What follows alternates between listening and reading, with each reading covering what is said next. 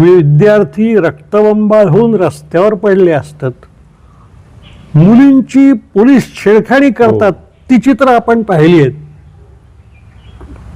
मला वाटतं स्वतंत्र भारताच्या इतिहासामध्ये हे कधीही झालं नाही.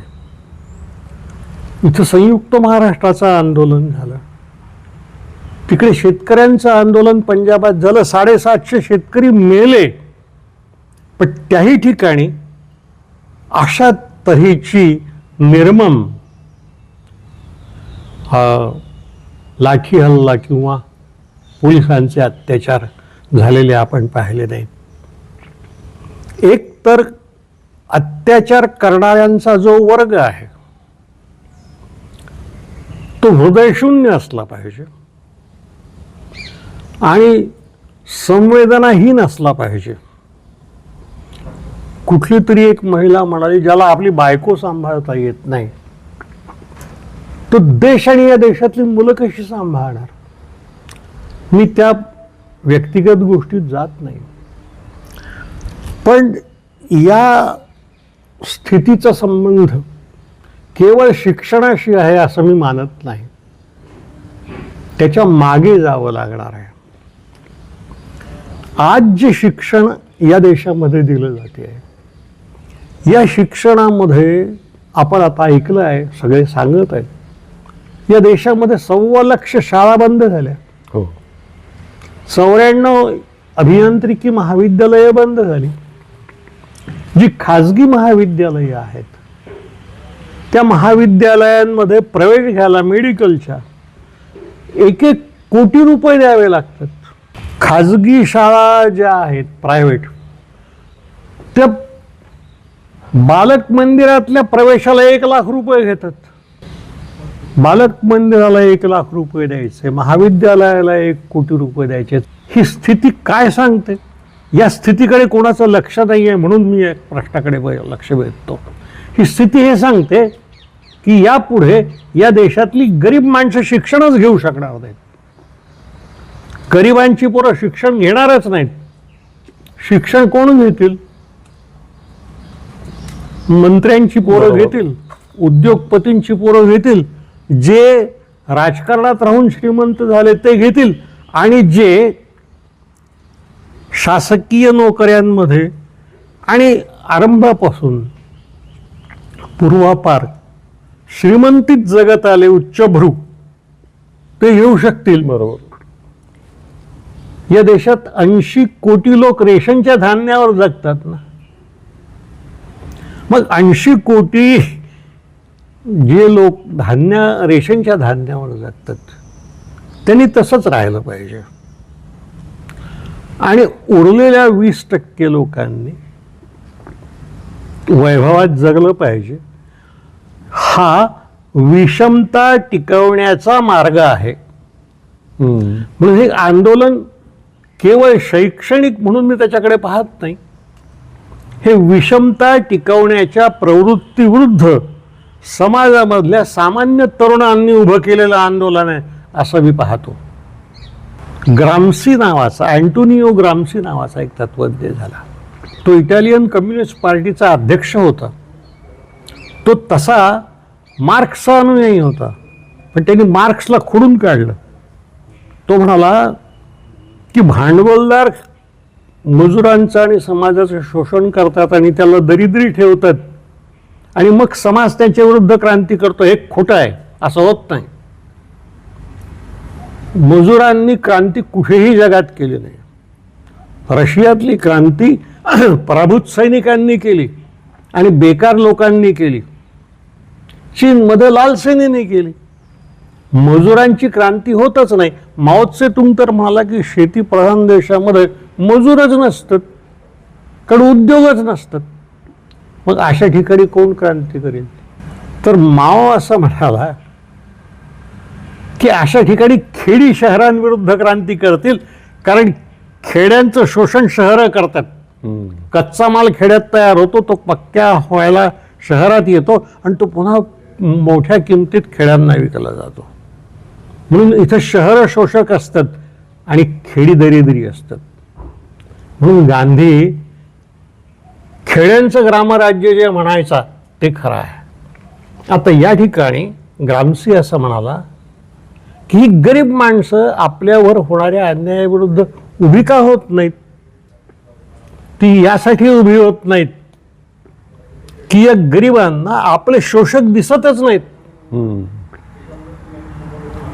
अंबानी, अदानी, जिंदाल वगैरे, टाटा, बिर्ला, महिंद्रा हे कोणाला दिसतात? तो असं म्हणाला, मार्क्सच्या लक्षात एक गोष्ट आलीच नाही, ग्रामसी म्हणाला, ती ही की भांडवलदार आपल्यापेक्षा जास्त बुद्धिमान आहेत. ज्यांचं शोषण होतंय त्यांचं लक्ष आपल्यापर्यंत येणारच नाही, यासाठी ते समाजात मध्यमवर्ग तयार करतात. ओके. मग तो त्यांच्या दलालांचा असतो, वस्तूंच्या विक्रेत्यांचा असतो, बाजाराचा असतो, दुकानाचा असतो, सरकारी नोकऱ्यांचा, अधिकाऱ्यांचा असतो, आणि त्यासाठी ते सरकारही विकत घेतात. मग आपल्या इथं आपल्या सरकारने राज्याची 7 सरकार विकतच घेतली ना. बरोबर. ते एकीकडे सरकारची मदत घेतात, व्यापार व्यवस्थेची मदत घेतात, दलालांची मदत घेतात, दुकानदारांची मदत घेतात. लुटल्या जाणाऱ्या ग्राहकांचं लक्ष दुकानदाराकडे जात आहे, अंबानी अदानीकडे जात नाही. बरोबर. म्हणजे ही भांडवलदार व्यवस्थेने समाजापासून स्वतःला अदृश्य राखण्यासाठी केलेली व्यवस्था आहे. मार्क्स म्हणाला की मध्यमवर्ग क्रांती करतो. जगात मध्यमवर्गाने कधीच क्रांती केली नाही आणि तो करतही नाही. कारण असं आहे की मध्यमवर्ग हा कधीतरी गरीब राहिलेला असतो, तो गरिबीतून वर आलेला असतो. तर पुन्हा त्याला गरीब व्हायचं नसतं, तेव्हा आहे ते सांभाळायचं आणि ते सांभाळायला वरच्यांची मर्जी सांभाळायची. तर मध्यम वर्ग हा उच्चवर्गीयांचा मानसिक गुलाम आहे. आणि तो जो दरिद्री आहे त्याला आपले खरे पिरवूदार दिसतच नाही. हा वर्ग असाच राहिला तर आपली दुकानदारी आणि आपलं हे सगळं व्यवस्थित चालू शकतं. हे भांडवलदारांना समजते, इंडस्ट्रियलिस्टांना समजते. एक मोदी सारखा मुनीम हाताशी धरला की देशाचा व्यापार करता येतो ना. अदानी हा जगातला 602 या क्रमांकावरचा श्रीमंत माणूस होता. या 15 वर्षामध्ये तो नंबर 2 वर आला ना. अंबानीही आला. आपल्या घरच्या लग्नात आलेल्या प्रत्येक पाहुण्याला 2-2 कोटी रुपयाचं घड्याळ दिलं. 2 कोटी रुपयात तर एक खेडं जन्मभर जगते ना. त्यामुळं शिक्षण व्यवस्थेमधला हा जो दुराचार आहे हा केवळ शिक्षणापुरता नाही, गरिबांना गरीब ठेवणे आणि श्रीमंतांना त्यांच्यापासून दूर ठेवणे आणि मध्यम वर्ग तयार करून गरिबांच्या दृष्टीला ते आपले शोषक दिसणार नाहीत अशी व्यवस्था करणे हा या शिक्षण व्यवस्थेमधल्या दुराचारी वृत्तीचा प्रयत्न आहे. आणि त्याला सरकार साथ देते. सरकार आपलं आजचं ते आणि मनमोहन सिंग यांच्यातला फरक समजून घ्या. मनमोहन सिंगांच्या काळामध्ये 23 कोटी लोक दारिद्र्याच्या सीमेच्या वर आले. मोदींच्या काळात तेवढे खाली गेले. याचं कारण असं आहे की हे सरकार जे आहे हे मध्यमवर्गीयांच्या बळावर आणि उद्योगपतींच्या पैशावर चालणारं सरकार आहे.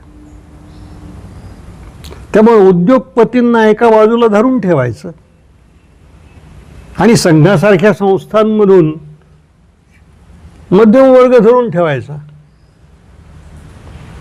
तेवढं धरून ठेवलं की मग गरिबांना लहान लहान प्रलोभनं दाखवता येतात. लाडक्या बहिणी म्हणून 1500 रुपये देऊन त्यांचे मतं विकत घ्यायचे. बिहारमध्ये 10,000 दिले. हा प्रकार आपण एकदा समजून घ्या. हा प्रकार शिक्षणाशी संबंधित नाही, कमी आहे. तो अर्थकारणाशी संबंधित जास्त आहे. आपल्या देशामध्ये एकेकाळी राज्यकर्ते उद्योगपतींना राबवायचे. आज उद्योगपती राजकारणाला राबवून घेत आहेत. माझं मत स्पष्ट असं आहे की अदानी या देशाचा मालक आहे आणि मोदी याचा मुनीम आहे. आणि त्याचा संबंध मंत्रिमंडळ जे आहे हे त्या मुनिमाच्या हाताखाली काम करणाऱ्या, वही खाते लिहिणाऱ्यांचं बरोबर मंत्रिमंडळ आहे.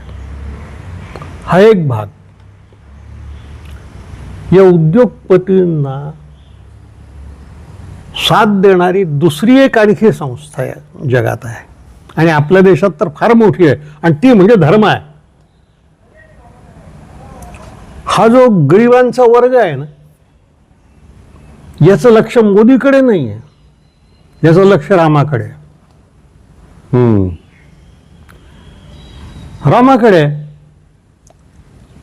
त्याच्या मंदिरामध्ये 10 का 15 हजार कोटी पळवले गेले ना, आणि ते कुठे गेले याचा पत्ता नाही. खजिनदाराला अटक होत नाही. पण रामाच्या मंदिराला नावं ठेवली तर आपल्याला पाप लागेल, आपण नरकात जाऊ, ही भीती आहे ना. पुन्हा ही भीती धर्म घालतो. बरोबर. म्हणून उद्योगपती एका बाजूला सरकार ताब्यात ठेवतात, राजकारण ताब्यात ठेवतात, दुसऱ्या बाजूला ईश्वर आणि धर्मकारण ताब्यात ठेवतात, आणि गरिबांना लुटतात. तिसरी ही एक गोष्ट आहे, ती सामाजिक मानसिकतेशी संबंधित आहे. ती अशी आहे की सगळ्या कनिष्ठ वर्गांना मानल्या जाणाऱ्या आपण कधीतरी उच्च वर्गात जाऊ असं वाटत असतं.